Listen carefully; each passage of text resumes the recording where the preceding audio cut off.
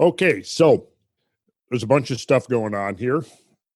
Notice the dates. Now, this gray bar, let's look at the calendar years at the bottom. You'll see that over on the left is 13,000 years ago, and then on the right is 12,700. So this graph, the x-axis spans a 300-year time span, right? And you see this width of this gray bar. This is the 21 years of platinum deposition. And as we come forward, you'll see that the beginning of this bar comes up here, and then there's this spike in this dark, the dark graph here. And you'll notice there's a bunch of these sort of gray colored graphs down here below. So as it says over here, this is the platinum record compared to cumulative concentrations of sea salt and continental dust. So this is the platinum concentrations over here. And you'll see as you're coming along from 13,000 years ago, you come in right here, it takes a dive, and then it starts climbing. And then right here, there's a spike that exactly coincides with the onset of the Younger Dryas. It continues to climb to this dotted line, and that dotted line actually represents the date of the combustion proxies in the ice core. So the combustion proxies coincide with the largest spike in platinum. And then down here, these gray, various shades of gray graphs, you'll notice up here they represent chlorine, magnesium, calcium, potassium, sodium, platinum, right? Well, this is platinum. But those things are coming, the chlorine, the calcium, the sodium, magnesium. What's the source of those? Well, both from the ocean and also from the continents. So what's interesting about that is that you'll notice right here, let's see, this one is the, looks like the potassium and the sodium. Well, like three of them have a huge spike right here at the beginning, right again, exactly coinciding with the onset of the Younger Dryas. And then you'll see that for the next couple of hundred years, they climb way up. And notice here this huge spike over here, which is dated at 12,711 years before present, right? So this is right here early within the Younger Dryas. You see that that the chlorine, the magnesium, the calcium, the potassium, the sodium is all climbing, right? So where is that stuff coming from? Well, a lot of it is coming from the continent. It's the signature of dust that's blowing off of the continents and settling into the ice sheet. So basically what you're looking at there would be, yes, climate related. So the asterisk coincides precisely with a peak at the onset of climate related dustiness right here, rising to an anomalous dust peak that is higher than 99.7% of values in the previous 100,000 years. Okay, so here's what you've got. Here's the significance of that. It's that right there, coinciding with the onset of the Younger Dryas, you suddenly have this huge flux in continental dustiness. What do you think that implies, Kyle?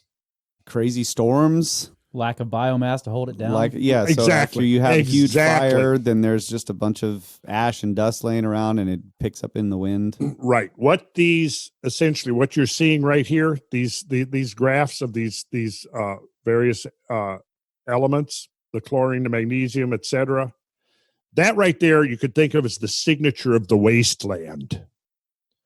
The wasteland that has been now deprived of biomass, of vegetation. So you're basically looking at the signature of a very large, barren landscape that is now yielding up an immense amounts of dust. And yes, increased storminess and increased wind may be a factor as well. And it would make sense in a way. that you would have increased wind and storminess. But that is what this interesting graph is telling you right here. See, is it right in the aftermath of the Younger Dryas? You've got a continental landmass that apparently is barren of vegetation and biomass.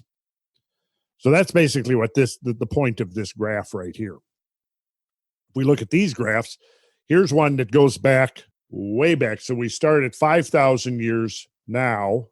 5,000 years ago, back to, well, let's see, that's 105,000 years ago. So this is what the caption to that particular graph says. This is from A is going to be NH4 is ammonium, right? Now, ammonium is a proxy for biomass burning. Biomass combustion produces a suite of these various substances. One of them is ammonium.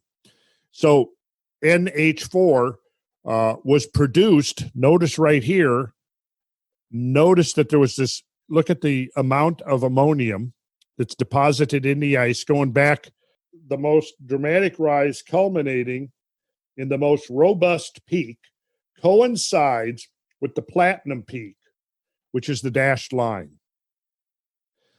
Check it out. Check it out. What we're showing here, this up and down here, this is ammonium. Ammonium is produced by the combustion of biomass. Now, look what the ammonium does. It spikes right here. And notice that spike is precisely the same as the spike of the platinum in the Greenland ice core. So now we got these two things. We've got the ammonium, which is a proxy for biomass burning, exactly coinciding with platinum, a platinum spike. Very interesting. So we see that the platinum is deposited, and then right in the aftermath of that, we see huge amounts of ammonium. Now, there are other proxies as well that are produced, a whole host of substances that are produced by wildfires, by intense biomass burning fires, right? Ammonium is just one of them. But if we look over here at the second graph, notice that we see the ammonium, the NH4, is this dark line at the bottom, right? And here's what it says about it. This is the oxygen 18, which is the gray up here. And oxygen 18 isotope, remember, is a proxy for temperature change. Now, in this one, as the heavier oxygen goes up, that's correlating with the temperature getting colder. So if we go back, notice here, you're back just at 13,000 something at the beginning of this graph over on the left. And then you come through to follow this gray box-like graph here. This is representing shifts in the oxygen isotope ratios, oxygen 18 to oxygen 16. So as that ratio shifts, that is a shifting in response to the climate warming and cooling, warming and cooling, warming and cooling. So you'll see that right here, you have this huge spike of shift in the oxygen 18 isotope, and it's an indicator of cooling. And notice it just comes right into the early part of the Younger Dryas.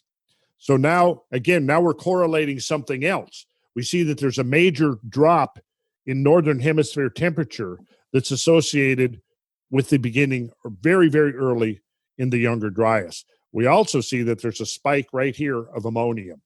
And notice that the spike of ammonium, you follow that up as it's pointing out, this dark arrow comes down pointing to the spike of ammonium. It comes up, it coincides exactly with that sudden 6 to 8 degree cooling of the northern hemisphere temperature. And then we come through the Younger Dryas, and the climate just keeps getting colder and colder. And then something happens here, which really has not really gotten a lot of attention. But notice that the isotopic shift is taking place, and that isotopic shift represents a warming, right? And notice that it is associated with the biggest of the ammonium spikes right there. So now that might make sense, because if you've got a landscape that's been largely, the biomass has been destroyed, you've got and on top of that, you've got this temperature, this drastic temperature drop. Now, think about trees and vegetation that survived a fire. Now you've got a shift in temperature that's very significant. That's like shifting from the southern United States to the northern United States, almost. That's severe. What's going to happen to any remnant biomass? A lot of it's going to die as a result of that climate change. So throughout the course of the early Younger Dryas, what seems likely is that there was a huge accumulation of dead and dying biomass that provided the fuel for subsequent catastrophic firestorms, even without further impacts. Although we shouldn't necessarily try to say that the impact episodes, and we're going to come back to talk about that the impact episodes episode was maybe not confined to a single event. Yeah, this is actually C. So C is platinum anomaly from 12,836 to 12,815 calibrated years before present, with ammonium measurements, which is the solid black curve, between 13,050 and 12,600. Okay, so 13,050 years ago over here on the vertical axis, down to 12,600 years ago on the right vertical axis. So the stair-step plot with the lower values representing colder temperatures, dotted lines are basically low S curves, which are just basically to help visualize the trend, right? The trend. So you'll see that the trend of the amount of ammonium being deposited into the ice sheets is increasing in the first 2 centuries of the Younger Dryas. So the shift in oxygen 18 values represents the onset of YD climate change, coinciding with both platinum and ammonium peaks. Ammonium peaks marked with triangles are the 2 highest within the last 120,000 year record. Man. They occurred during an apparent ramp up in biomass burning activity beginning at the onset of anomalous platinum deposition. So I have a question about this. I mean, this looks like there's a huge biomass burning associated with the sudden cooling. Mm-hmm. And then there's a even bigger biomass burning associated with a sudden warming. Well, so it's like either way, if you have any kind of adaptive, if your biomass is now adapted to some extent, any climate change that severe in either direction is going to cause biomass die off. Now, I don't know if that's the explanation, but that's got to be part of it.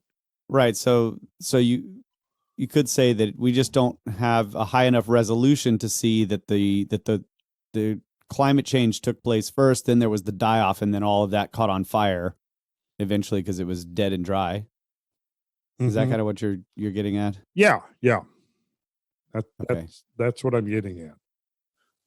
Can you determine, or would it be pure speculation, whether it was windier, or is that a natural result of there being less biomass, or can you predict I think weather changes? in the papers I've read, and maybe it's in this paper, that was one of the considerations, that it probably was windier. Now, could that be attributed to the destruction of biomass and creating a barren landscape? I don't know. Drastic temperature changes, though, would cause in either direction would cause windstorms for sure. Yeah, I would think so. Yeah. Absolutely. Yes. And so here we have kind of this mythic motif of the wasteland, right? That has found its way into so many archetypal models, and still reverberating today, even throughout popular culture, the idea of the wasteland. I bet you we could think of some Book of Parsifal. Eli. I mean, the Grail myth has the Eli, wasteland. right. Yeah. What were you saying there, Russ? I was just saying, like the Grail myth. Well, of course, yeah. The king being associated, the wounded king being associated with the wasteland, the Fisher King. Yeah, exactly. And then Road Warrior. I mean, Yeah. we started thinking about there's a lot of these movies that Walking Dead. Post-apocalyptic. Yeah. yeah. Lord of the Rings, has very much the idea of Mordor is very much the archetypical wasteland. The Dark Tower. Yeah, yeah. So yeah, that's basically all those gray graphs showing the chlorine, the calcium, the magnesium, the sodium.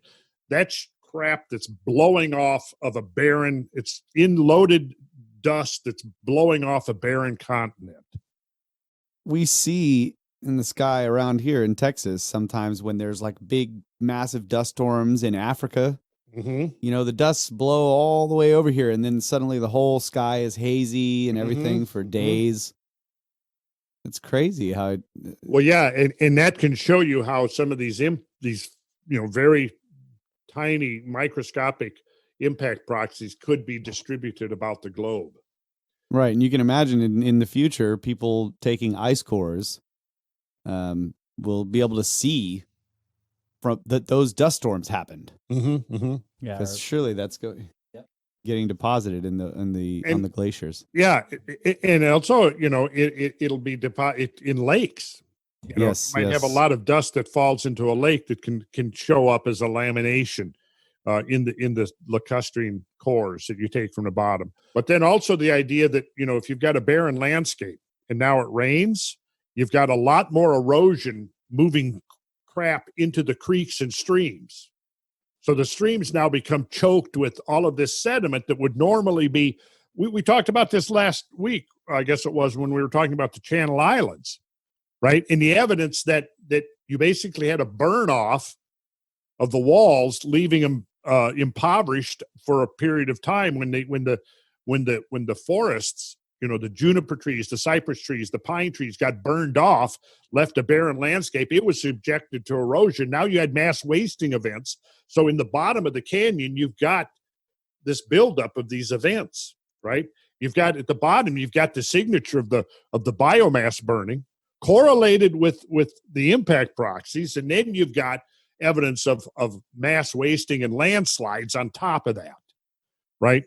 So right there, that's what we were talking about. So you'll have this accelerated erosion that will carry material into the creeks and the streams. Those streams will now, say wherever they might flow into a lake, right? That material now gets carried into the lake. It settles down and leaves very distinct signatures, stratigraphic signature in the bottom of the lake, where you can see that all of this material being flushed in is indicating intense storminess and or accelerated erosion. And we're going to be looking at some of those lake records because many of those lake records show that there have been periods in the past where storminess increased substantially over anything we've experienced in modern times. And that's going to be very interesting. And maybe that's where it's going to get a little controversial because of the fact that we're going to show that there's nothing that has occurred within the last century that's abnormal. Towards the conclusion, they're saying that the sudden rise in carbon dioxide at the Younger Dryas onset recorded in Antarctic ice is 2.44 parts per million, because each part per million is equivalent to 7.805 gigatons of carbon dioxide in the global atmosphere. The recorded rise corresponds to the release of just under 20 gigatons of carbon dioxide. Vegetation fires produce approximately 1.95 to 2.23 times 10 to the fourth kilograms per hectare of carbon dioxide, if anybody wants to, check out these numbers. But here's the point. If the observed jump in carbon dioxide were due to vegetation fires, it would be equivalent to the surface burning of roughly 0.94 times 10 to the ninth hectares, or roughly 1 times 10 to the seventh, or 10 million square kilometers.